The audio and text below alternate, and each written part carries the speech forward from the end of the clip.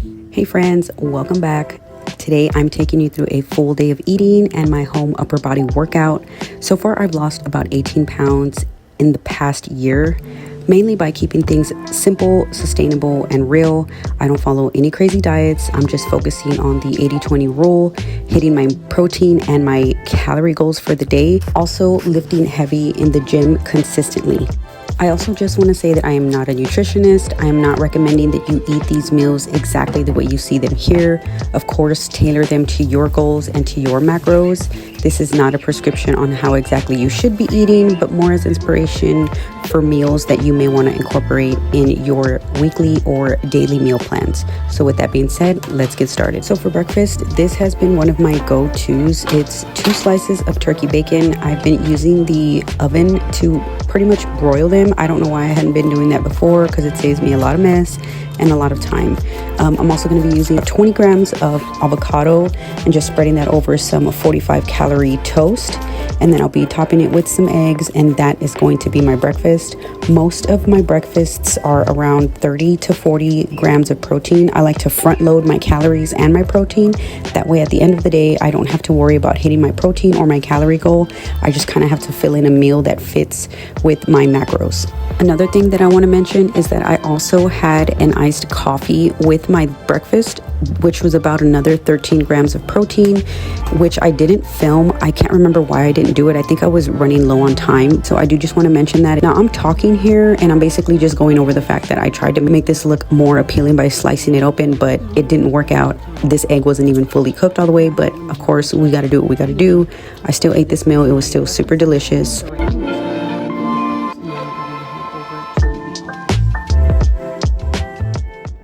Okay guys, so before I go, I did want to just show you guys my outfit.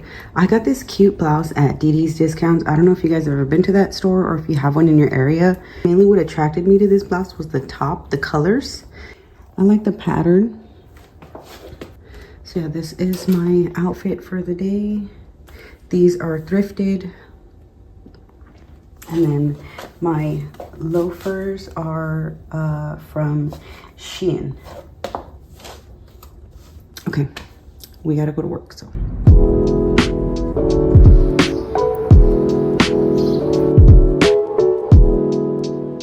So if you've seen any of my other what I eat in a day videos, I like to time my meals. So I will eat my breakfast at home if I have enough time to eat it at home. Otherwise, I'll eat it as soon as I get to work at my desk. And then about 2 to 3 hours later, I'll have a snack. Normally, I am hungry right around this time. And also, I think my body is just used to eating right around this time. So that's when I'll have my mid-morning snack. And then 2 to 3 hours later, I'll have my lunch.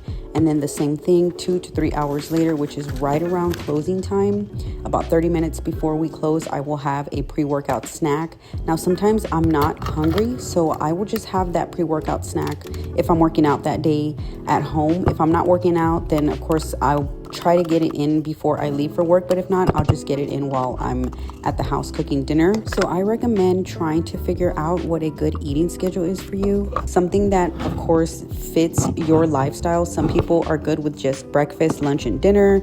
Some people are good with breakfast, lunch, a snack, and then dinner. It's whatever works for you. This is something that works for me because I'm at an office all day.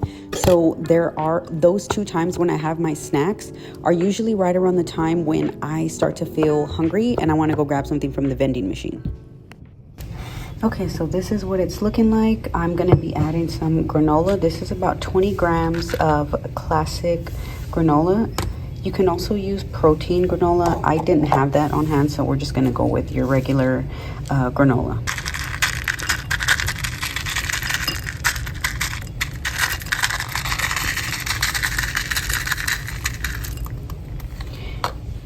All right, and that is our mid-morning snack.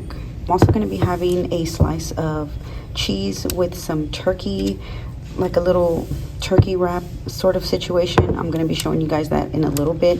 This should hold me over pretty well, but if I do feel a little bit snacky, I'm going to have that as well.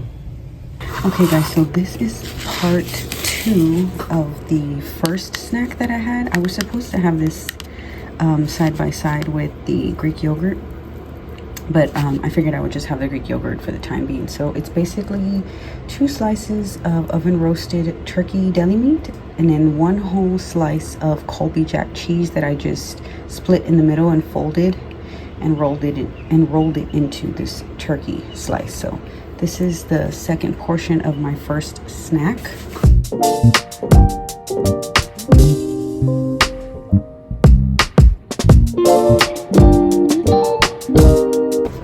Alright, so I just finished my snack and now I'm gonna be taking my daily vitamins.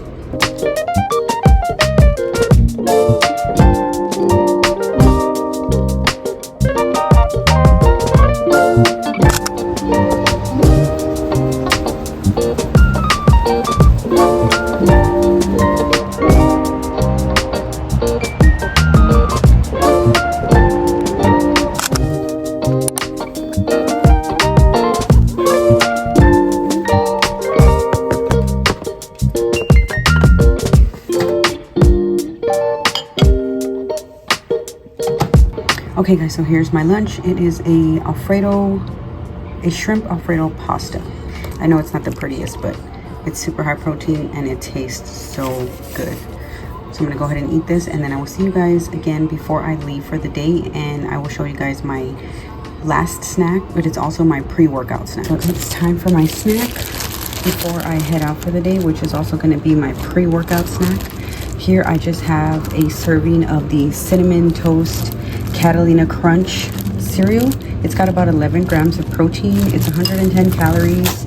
It's about a half a cup per serving. So I'm gonna pour that into my bowl, and then here I have a cup of lactose-free milk. So we're gonna get our snack in.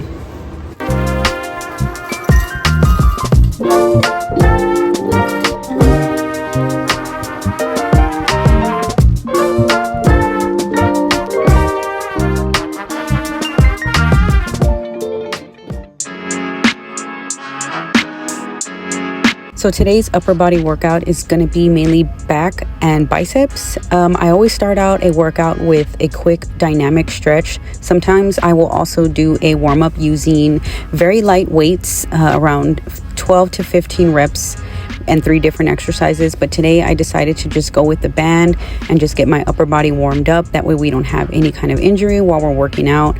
I always recommend to do this anytime you're doing any upper or lower body strength training, just to get your body primed and ready to start moving, to kind of wake it up and let it know, hey, we're about to get to work.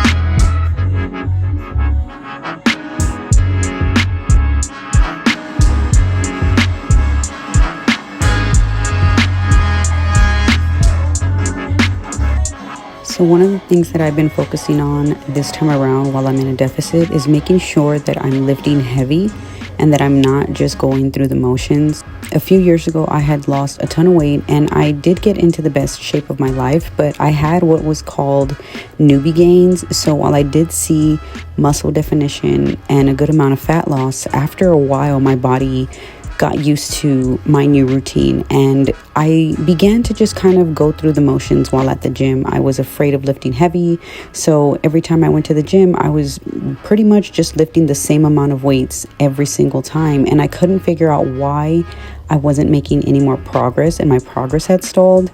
And the thought of a plateau at the time was really triggering for me, and I didn't really want to do any more research and take the time to figure out what I needed to do to fix this problem. So what I ended up doing was doing a bulk, but I did it completely the wrong way.